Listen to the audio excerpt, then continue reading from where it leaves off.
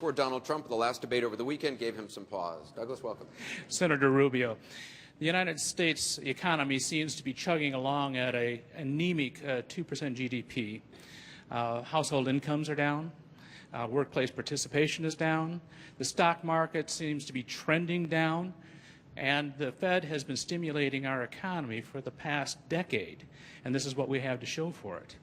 Could you prioritize 3 actions that you believe we must take as a nation to turn this economic ship around? Well, first of all, let me just address the Fed issue, Douglas. That's not the Fed's job to stimulate the economy. The Fed is a central bank. It is not some sort of overlord of the economy. They're not some sort of special Jedi council that can decide the best things for us. The Fed is a central bank. Their job is to provide stable currency, and I believe they should operate on a rules-based system where they have a very simple rule that determines when interest rates go up and interest rates go down. Today, it's like a magic 8-ball. We don't know when they're going to raise interest rates, and it creates an incredible amount of uncertainty in the marketplace. Your question goes to the core of something deeper, and then I'm going to get to the 3 points. We are living through a massive and rapid economic transformation. This is not an economic downturn. This is a massive economic transformation.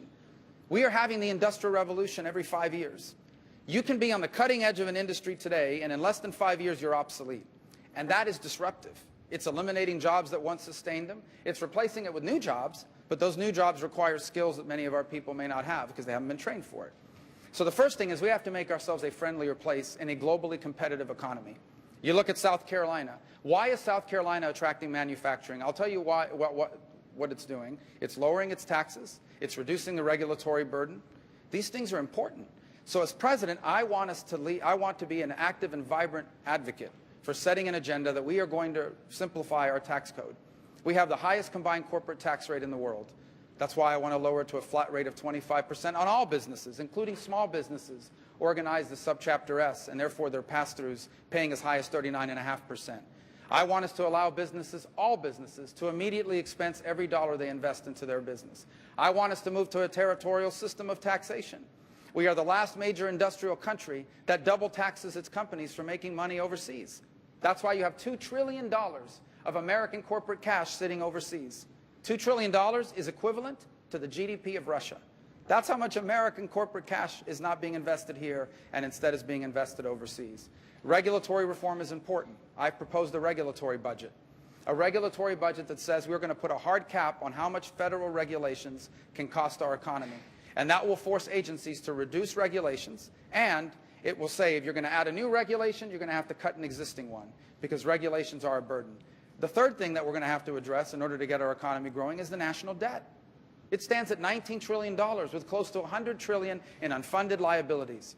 We will have a debt crisis in America soon if we do not address it. In less than 5 years, 83% of the federal budget will be consumed by Medicare, Medicaid, Social Security, and the interest on the debt. That means we will only have 17% of our budget left for everything else, including the military. That's unacceptable. That's a debt crisis. And so I want us to save Social Security and Medicare, and we can do it without disrupting it for people that are on it now. My mother's on Social Security and Medicare. I am against any changes to those programs that's bad for my mother. It's a pretty good policy. But it won't look the same for me. Instead of retiring at 67, I may have to retire at 68. If I was still in the Senate, I'd be one of the youngest people there. If I've made a lot of money, my Social Security benefits may not grow as fast as they grow for someone who made less money. Medicare could be the option of taking my money and using it to buy a private plan that I like better. Medicare Advantage provides that somewhat now.